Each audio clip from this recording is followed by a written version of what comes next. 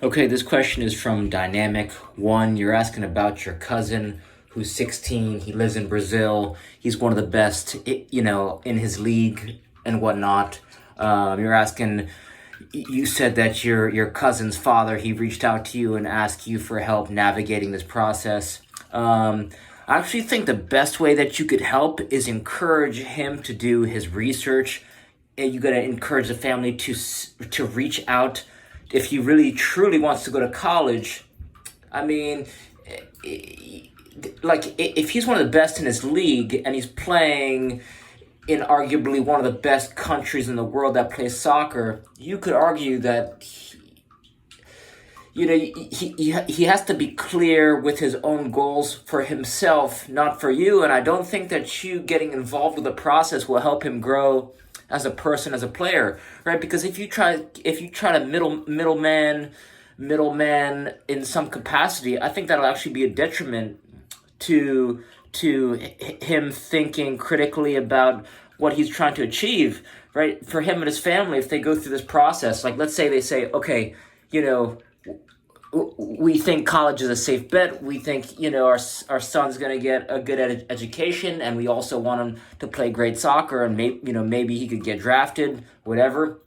I think the smarter route is you hitting his dad back, and you could say, hey, like, I want to help you in any way I can, but I think what would be even better is if your son, if he's committed to this plan of action, you could say, hey, right, like, do some research on ideal places. Like, do you want to be somewhere cold? Do you want to be somewhere, like, that's a great place to start. You want to be somewhere cold, you want to be somewhere hot, right? You want to be, close to where your family can potentially visit. So you want to be south of the U.S. border, or you want to be, like, you want to be West Coast, you want to be East Coast.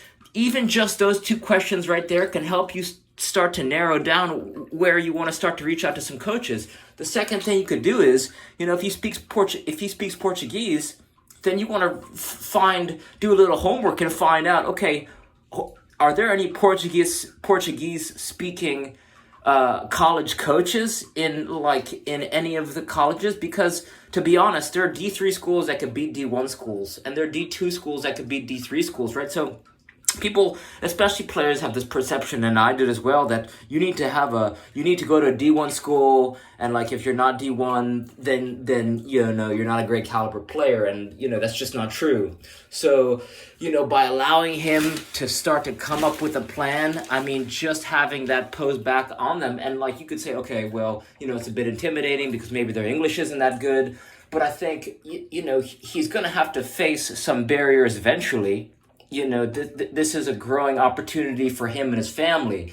So I think by you robbing them of the opportunity to either do some homework and reach out to, and you could find out, that there's the freaking, each college coach has their name and a general email there where you could reach out to them, where you could send tape. So you could start with the top 20, select a region, select a conference, and just reach out to the coaches, and you could find the ones with the Brazilian name, or with a Portuguese, or with a Latin American name, or you could just look at their picture. If they look Latin American, I'm not saying that's a good indicator, but I'm just saying for a rough, generalization. It's like if they look Spanish and their name sounds Brazilian or Portuguese, that's the chances that they're going to speak Portuguese, right, probably higher than someone named Brad Smith who doesn't look like they're from Latin America. And maybe this is a gross generalization, but the whole point is that you want to start to use your cards to your advantage. So speaking Portuguese is an advantage, right? Playing great soccer in a great league, that's an advantage. You playing Brazilian style soccer in an American collegiate league, right? That's an advantage. I think the best thing would be, if he wants to go to school in the States, have him have it, you got to look up then, then it's a different, then it's, you're investigating student visas, how do I get a student visa, or what's a policy, or, you just reach out to a college coach. You got to have him reach out to the college coach though, because with Google Translate and, if he's supposed to expected to handle a college course load, then you got to start to teach him some interdependency as best you can. So you got to, as even though it may seem like without you, maybe they're stranded or something like that. I mean, you could help them fill out paperwork to a degree, but I think you very much want to let him have the opportunity to grow his life through soccer. And if they want to pursue a path through the U.S. college soccer system, then, just call him and say, this is what I suggest.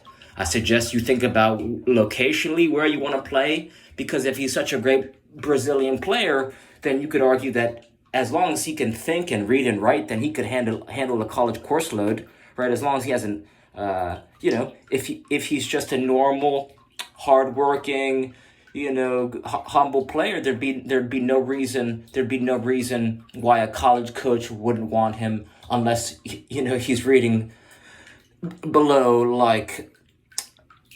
I mean, maybe he's reading below like a 10th grade he's reading at the level of like a 5-year-old or something like that, right? I'm just making up scenarios, or he has potentially criminal record, which I'm doubtful that he has, but right. So basically, that's the way you help. You let him conquer his own fear of, maybe they got a fear of, maybe their English isn't too good, or maybe right, it's intimidating even for non-US speakers. But I think reaching out to the people, doing your homework, you could find every single staff member of every single college in the US and see if they have a native Brazilian or Portuguese speaker.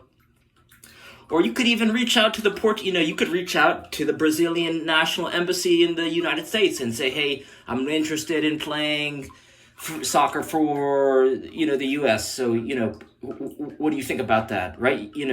Or is there any relevant things you could point me to? Or, you could even start learning, right? All your classes are going to be in English. So, like, does he spend 5 minutes a day on Duolingo, right? That's something that he could help grow his life. Right before I just visited Paris. I spent a total of like 3 hours learning a little bit of French, and those 3 hours helped. Right, I was able to just chat, saying rudimentary words like food. Just being able to say, "Do you speak English? Where's the food at?" Basically, so a little bit of effort in certain areas can produce a huge result, a huge impact. So. I hope some of this ranting is helpful, and reach out with any more questions. All right, thank you.